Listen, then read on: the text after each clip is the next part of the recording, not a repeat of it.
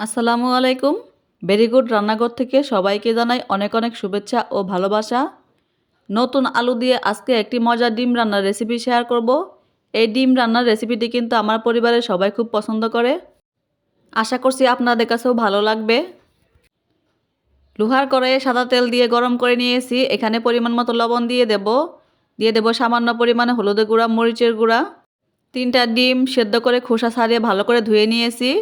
ডিমগুলো কিন্তু একটু আঁকিয়ে নিয়েছি। এগুলো তেলে দিয়ে কিন্তু কিছুক্ষণ ভেজে নেব।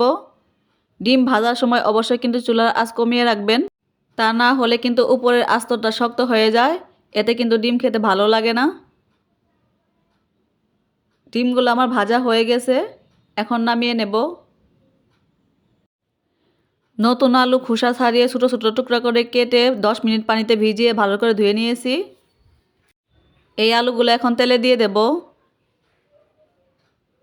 এখন দিয়ে দেব পরিমাণ মতো লবণ, হলুদের গুঁড়া, মরিচের গুঁড়া।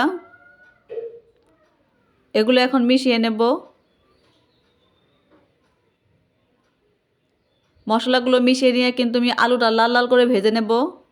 আলু ভেজে রান্না করলে কিন্তু এই রান্নাটা খেতে বেশি ভালো লাগে। অবশ্যই কিন্তু আলুটা ভেজে রান্না করার চেষ্টা করবেন। আলুগুলো কিন্তু আমার ভাজা হয়ে গেছে, এখন কিন্তু নামিয়ে নেব। চুলায় আরেকটি কড়াই বসিয়ে সাদা তেল গরম করে নিয়েছি। এখানে দিয়ে দেবো 2টা তেজপাতা, 2টা দারচিনি আর 2টা এলাচ। এখন ছোটো ছোটো টুকরো করে পেঁয়াজ কেটে নিয়েছি। এই পেঁয়াজগুলো দিয়ে দেব আর দিয়ে দেব 3টা কাঁচামরিচ। এগুলো হালকা ভেজে নেব, খুব লাল লাল করে কিন্তু ভাজবো না।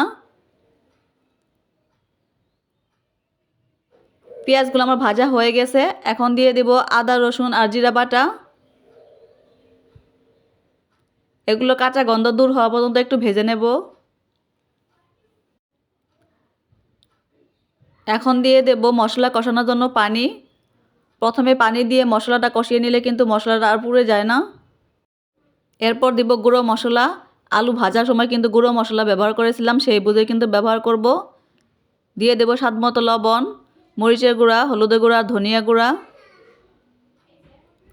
এখন মশলাটা ভালোভাবে কষিয়ে নেব। ঢাকনা দিয়ে ঢেকে 2-3 মিনিটের মতো কিন্তু আমি মশলাটা কষিয়ে নেব। মশলা আমার কষানো হয়ে গেছে, এখন ভেজে রাখা আলুগুলো দিয়ে দেব। এখন মশলার সাথে মিশিয়ে নিয়ে কিন্তু 3-4 মিনিট আমি কষিয়ে নেব। এই পর্যায়ে চুলার আঁচ কিন্তু একদম কমিয়ে রাখবো। 3-4 মিনিট কিন্তু আমি আলুটা কষিয়ে নিয়েছি। এখন 2টা টমেটো দিয়ে দেব।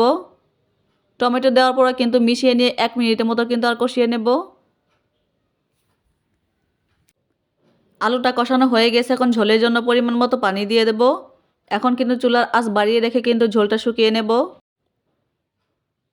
ঝোল অনেকটাই শুকিয়ে গেছে, এখন দিয়ে দেব গরম মশলার গুঁড়া। গরম মশলার গুঁড়া দিয়ে এখন মিশিয়ে নেব। এরপর দিয়ে দেব ডিম। ডিম কিন্তু আমি কেটে 2 টুকরো করে নিয়েছি, এগুলো এখন দিয়ে দেব। এইভাবে কেটে ডিমটা ব্যবহার করলে কিন্তু ডিমের ভিতর মশলাটা ভালোভাবে ঢুকে যায়, এই কারণে কিন্তু এই রান্নাটা খেতেও ভালো লাগে। এইভাবে কিন্তু একবার রান্না করে খেয়ে দেখবেন, খেতে কিন্তু ভীষণ মজার হয়। এখন চুলার আঁচ বাড়িয়ে রেখে কিন্তু আমি 2-3 মিনিটের মতো রান্না করব।